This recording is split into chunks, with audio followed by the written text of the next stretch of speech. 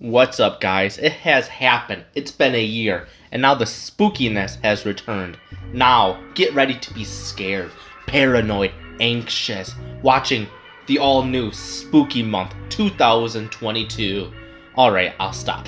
You'll be paranoid by how much I'll stutter and can't speak, but yes, Spooky Month is back. Since 2020, every month has been spooky, am I right? Where has everyone gone? Alright, so when I was a kid, that's when there was no streaming except Netflix, but it was still just when they sent out DVDs. Alright, I'm getting off topic, but yeah, when I was a kid watching TV on my box television, my favorite movie I loved back then on October was Van Helsing. I really don't know why, but probably because of the action and the monster designs. I still remember when I was younger, it was October, so of course on Dish Cable, some of the channels like AMC had 31 Days of Horror, where they just played old and new horror films. And I was on the Dish one night, and there was Van Helsing. I got up, literally warmed up popcorn to watch Van Helsing. And since I was, and by the way, still fat, I remember that night with the popcorn adding Reese's to it. Yeah, I was, and like I said, still am a fatty. So, since this is a Universal movie, they wanted Van Helsing to be their new MonsterVerse franchise, but this is not the only time, it won't be their last time. Seriously, this would actually make another good video on Universal's plans on making monster movies connect and fail each time. It's fascinating how much they've failed, and they won't give up. And Van Helsing from 2004 was their first attempt to reboot the MonsterVerse. There was supposed to be a trilogy and many spin-offs that never happened because it failed. You can read online the story of the sequel of Van Helsing that never happened. So it begins off pretty decent and actually good. It begins with black and white. It's 1887 and there's this angry mob. No mob. It's the whole damn town. And they're after Dr. Victor Frankenstein, who is at Dracula's castle, and there's this close-up of nasty teeth like a coke addict screaming, and it's revealed it's Frankenstein alive. And then Dr. Victor Frankenstein and Dracula argue because Dracula wants to use Frankenstein for evil doings, while of course Victor doesn't want that for his creation. So shocker, bitch-ass Igor betrays Victor and doesn't help him as Dracula bites and kills Victor. He eats him like he's eating a buffet. And this makes Frankenstein angry and pushes Dracula into a fire from the fire pit. And Frankenstein grabs dead Victor and is sad that his father's dead. And he walks off and walks towards this one of those wind buildings. I'm stupid. And that's where the mob finds him, and they burn down the wind house, killing Frankenstein. Yes, the beginning is actually great. It took itself serious, not for laughs. It showed the homage of classic 1950s Universal monster movies. It had a great emotional moment with Frankenstein grieving over the death of Victor, because that was like his father figure. And I'm praising the beginning because after that, shit hits the fan.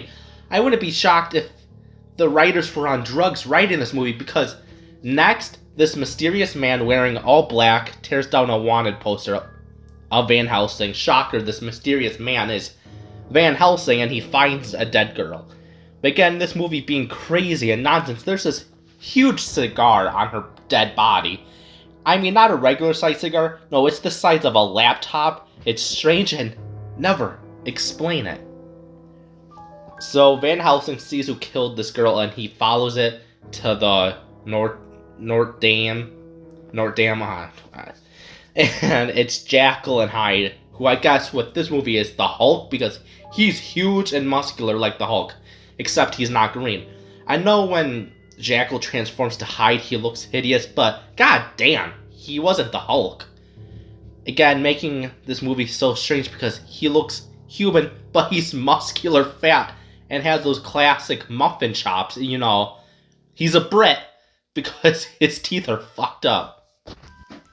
So Hyde and Van Helsing fight, and Van Helsing has gadgets, and one of them is this motorized chainsaw ninja star. And it's like, what the hell? By the way, it's the 1800s, 1888 with this setting. And he has motorized ninja stars. What the fuck?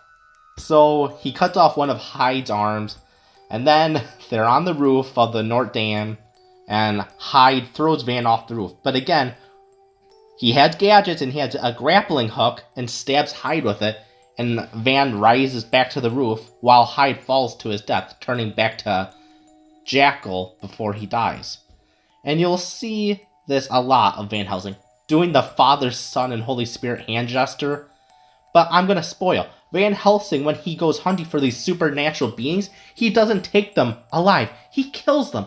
And then he does that holy hand gesture. It's like, why do you care? You killed these monsters without a care. It becomes ungenuine real quick. But also, do you see who they heavily inspired Van Helsing by? Yeah, it's Batman. Holy shit, this movie, Van Helsing is Batman. He's a detective, he fights, and somehow, even when it's the 1800s, he has advanced gadgets. And I was thinking, oh, it's because the movie came out around the time of Batman Begins, but no, Van Helsing was released a year before Batman Begins, so I don't know why they wanted Van Helsing to be like Batman. Maybe the writer was a fan, or maybe Van Helsing from the original books acts like Batman. I don't know. I'm not going to read the books, so again, I don't know if this is from the books, but Van Helsing gets his victims from the Vatican. I'm not shitting you. The holiest city ever are the ones who contacts Van Helsing to kill these monsters. I guess it distracts the public from their scandals. Oh shit, I got political. Oh no. But he goes down the elevator to their secret headquarters, and a priest, or it could be the Pope, really don't care.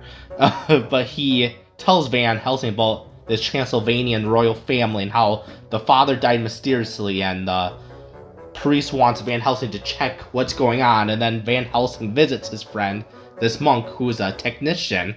It's where Van gets his gadgets, so Kate Beckinsale, who plays the daughter of the royal father who was killed, she's on a hunting adventure with her brother, and they're hunting down the Wolfman. But holy shit, this is no Wolfman. That's a man wolf. I mean, he's the size of Dwayne Johnson. It's crazy. And that's another problem with this movie for me. It's that they tried making the monster designs edgy since it was the early 2000s. Everything had to be gothic and edgy. And to me, the monster designs on Van Helsing are over-designed. Like, why does Hyde gotta be like the Hulk? Why does the Wolfman had to be super muscular steroids like Dwayne Johnson? What made the classic monster films iconic was the simple designs of the monsters. But that doesn't matter. They suck at hunting down this Wolfman. And Kate Beckinsale's character is about to be killed by the Wolfman, but her brother sacrifices himself, shoots the Wolfman, but gets bitten at the same time. And to be dramatic, they both fall off a cliff, so you think they're dead. Spoiler alert, he's not. So Kate Beckinsale goes back to Transylvania, and there's the town. And the town sees Van Helsing and are suspicious of him and his monk friend. And uh-oh, how convenient, the clouds cover up the sun, and boom, super hot vampire flying girls flies towards the town. And Van Helsing and Kate Beckinsale try killing these vampire girls, and one transformed back to being a human, and holy shit, did she visit India's Party City shop? God damn, that costume sucks and looks so inaccurate to the 1800s. But Van Helsing kills one of the female vampires, and the others two fly away grieving. So they get back to Dracula's castle, and I guess when he sleeps during the day, he turns himself to ice. It looks fucking stupid. But he wakes up and goddamn complains about being lonely. It's like, dog, take a look. You got two hot female vampires. What the fuck are you talking about? Yeah, this version of Dracula is a complaining bitch. So Van Helsing and Kate Beckinsale's character are arguing.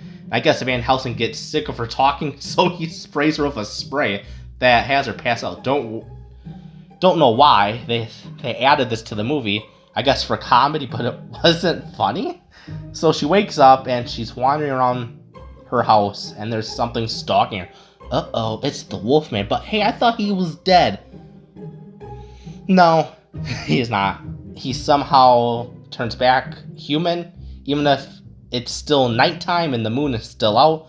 Whatever, this movie makes their own rules to move on the story because they're lazy. So he turns back to the Wolfman because why not? And they try making the transformation cool and memorable, but nothing beats the werewolf transformation from the American Werewolf in London, or even the Wolfman 2010 has a great memorable transformation scene. But, I mean, what's cool about Van Helsing's version of Wolfman is that he tears off the skin of the human. Like, it's the costume, and the werewolf is the true form. So Van Helsing tries shooting it, but Kate Beckinsale stops him because it's her brother, and the Wolfman gets away. So this is when I knew this movie was a mess, because Van Helsing and Kate Beckinsale's character go to Dracula's castle to kill him, to save her brother. So they get there, and Dracula puts her brother on this wooden table and rises it up to the raining sky so lightning can hit him, and it does, and electrocutes him, and the electrics go down to wake up these egg things, Dracula's new creatures, this bat vampire creature, and they fly away from the castle towards people of Transylvania. So Van Helsing fights Dracula. While that's happening, Kate Beckinsale's character saves her brother, but he transforms back to the Wolfman. You see there's a lot going on all at once. So Van stabs Dracula with a wooden stake in the heart. You know, that's what kills Dracula. Nope, not this version, because, again, they wanted to be different and edgy, so this Dracula, nothing kills him. Not religious items, like the original story, because with Bram Stoker's Dracula book, Dracula is supposed to symbolize the devil, so religious items harm and can kill Dracula. Nope, not Van Helsing's version of Dracula. That's why this Dracula sucks, because he has no weaknesses. He's OP.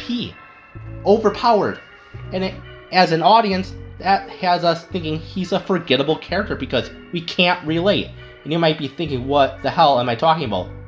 They are supernatural beings. But what made the universal monsters so iconic is we can relate to them. Dracula represents loneliness. Frankenstein represents judgment from others. Invisible Man represents selfishness and ego-ness. And Wolfman represents guilt. But with Van Helsing's version of these monsters, they are blankless and empty, and they have no emotion. They just use them for action scenes, and that's fine. But as an audience, why do we care for these characters if they're empty of any personality?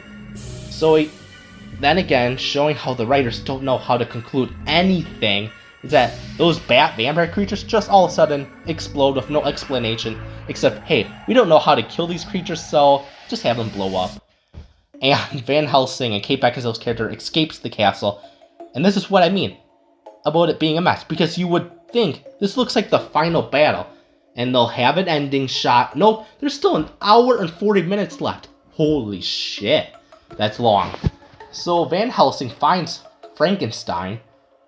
Remember him? No, because he explodes from the flames at the beginning. Well, he's back. With no explanation, but Kate Beckinsale's character is about to kill Frankenstein, but Van stops her. Why? He killed all the other monsters. Oh, because he'll add something to the story? I'm gonna tell you right now, nope. So for some reason, they put Frankenstein on this carriage, and at the woods, the two surviving female vampires and the Wolfman are after them. And the carriage falls off this cliff, because why not? So one of the female vampires goes after it, and oh, Frankenstein ain't there. Oh, but there's a bomb. You know, the 1800s. All right. And when the carriage crashes to the ground, it explodes, and the shrapnel flies everywhere, killing that one female vampire. But what? It was a trick because that was the wrong carriage. So the right one with Frankenstein still rides down the road at the woods, but the Wolfman attacks them, and Van Helsing shoots the Wolfman.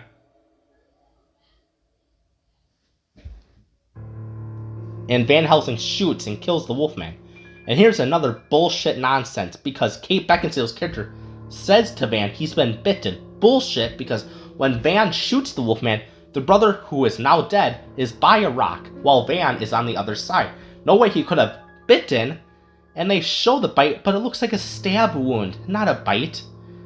I think this was a reshoot because they were like, what is classic? The Wolfman or the werewolf versus Dracula. It's classic and it's always awesome, but I bet when they were editing, the original idea was the brother, who's the Wolfman, fights Dracula. But I don't know if it was the director or probably was Universal, the studio, that was like, ain't this movie called Van Helsing? So when they killed the Wolfman twice, by the way, they contradicted themselves because why does Van Helsing got to be the new Wolfman? Again, the story being rushed. Talk about being rushed and crammed, is that Van Helsing has 4 storylines going on all at once. There's the Wolfman story, the Dracula story, the Frankenstein story, and finally the Van Helsing story. And you would think, well, this movie is over 2 hours long, almost 3 hours, by the way. They can resolve these stories. They do not. They don't. And they don't.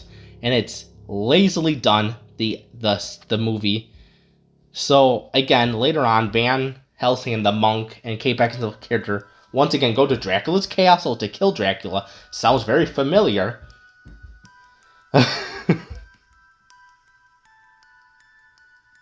But again, as an audience, we don't care, because I'm going to tell.